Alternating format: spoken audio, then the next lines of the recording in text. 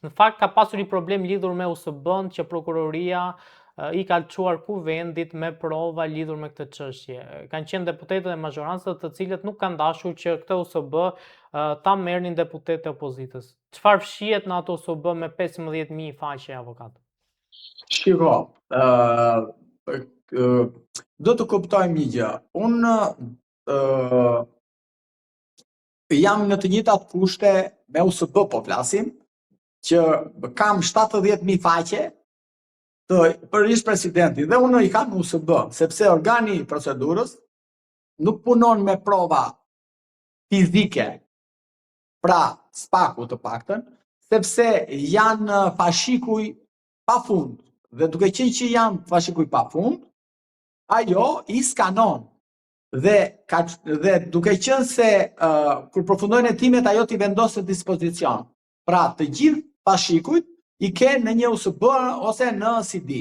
Në rasti konkret, organi i procedurës, prokuroria, i ka ato pjesë, ato prova të cilët asaj interesojnë për të garantuar heqjen, për të dalë përpara deputetëve të kuvendit dhe për të garantuar mbrojtjen e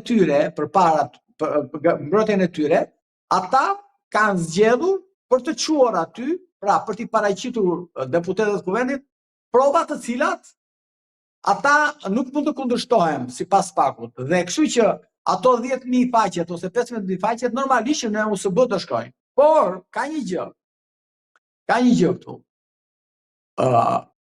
Palët, ato janë palë dhe quhet ai paka shumë është i proces. Ai është i proces. Mund ta quajmë edhe një proces gjyqësor. Por ligji nuk e lejon që deputetët e kuvendit të marrin vendim fajësi ose pa fajësie.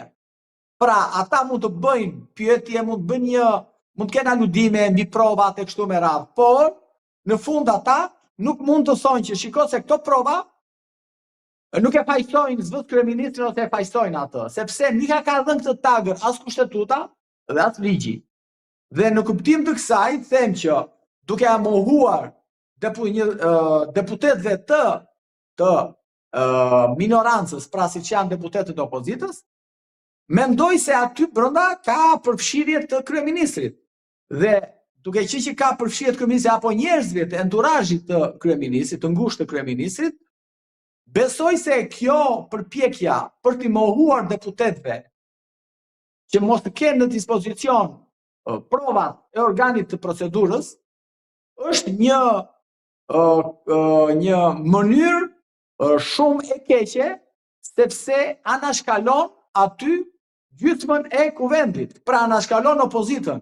Dhe nëse vendimarrja është vendosur çfarë do bëhet për sa i përket Ballukut, pa opozitën ai është problem tjetër, por është shkelje shumë e rëndë procedurale e kuvendit, e rregullores kuvendit e kushtetutës, që ti mos i vendosësh në dispozicion deputetëve të opozitës, pjesë të komisionit të mandateve, që ata mos të shikojnë dhe mos të analizojnë provat e paraqitjes në organin e procedurës. Prandaj që kjo është një debat që do vazhdoj, sepse deputetët janë në të drejtën e tyre që të njihen, po gjithashtu janë edhe në të drejtën e tyre që ata, edhe pasi të njihen, nuk kanë, duhet të mbajnë, të ruajnë konfidencialitetin, pra sekretin hetimor, sepse aty ka sekret hetimor brenda. Dhe kjo i bën ata që nesër, pasi të njihen me provat, mos të kenë asnjë lloj mundësie që ata t'i bëjnë publike ato në media e kështu me radhë. Si ne, aktualisht, ne nuk kemi vënë asnjë provë dispozicion të presidentit Meta.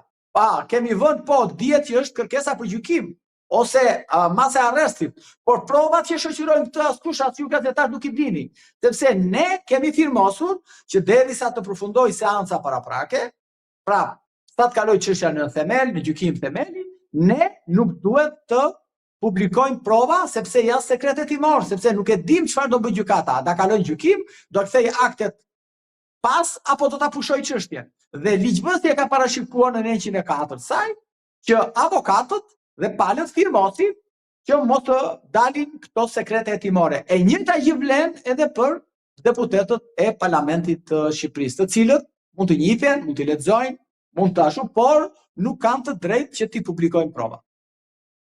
Kur çështjet juridike pen në çështje politike është shumë vështirë edhe për ne avokatët që të japim një mendim juridik.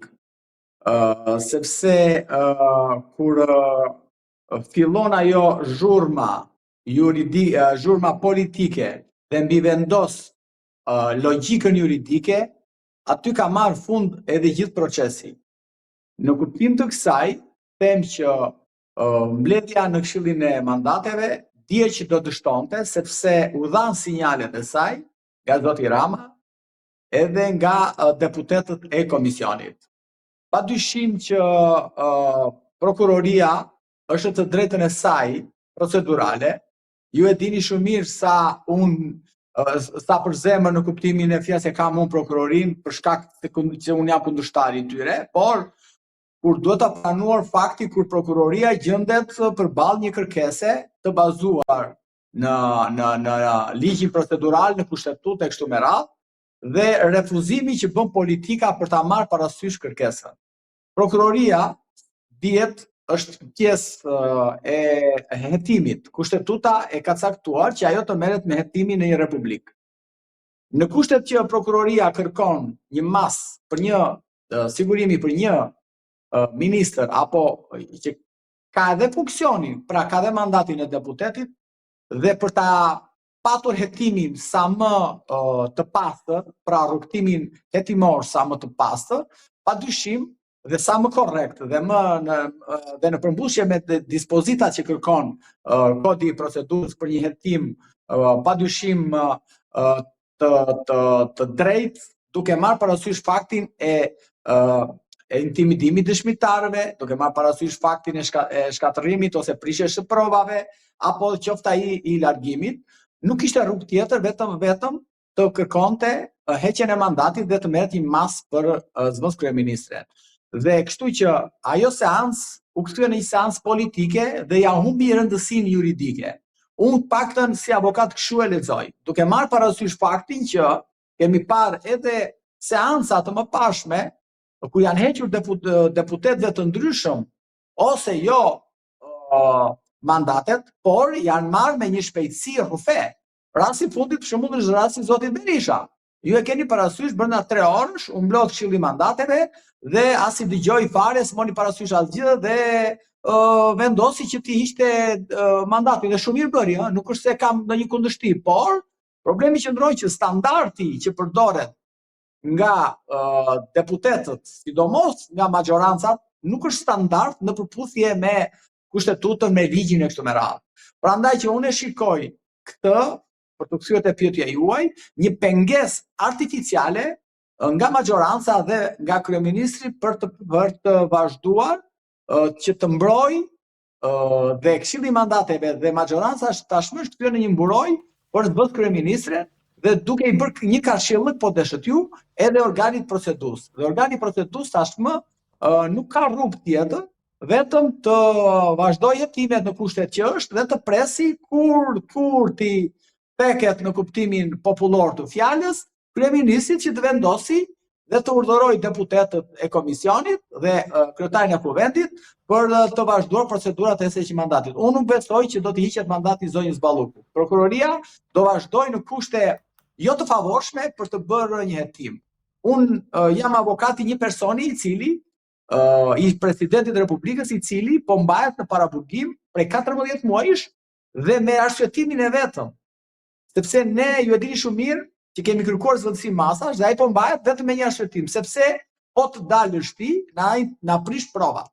Ndërkohë që ai s'ka asnjë funksion publik, ndërkohë që ai nuk ka asnjë mundësi për të prishur provat, s'ka se si ti prishi në logjika juridike ose jo, ne nuk ne pranon këtë gjë që mendon organi procedurës apo gjykata. Dhe kështu që ky është një standard tashmë i vendosur nga kryeministri, unë kështu e lexoj, që kryeministri ka vendosur ta mbrojë zëvendësen e vet dhe arsyet e tjera pastaj janë arsye politike pse kërkon ta mbrojë kështu me radhë.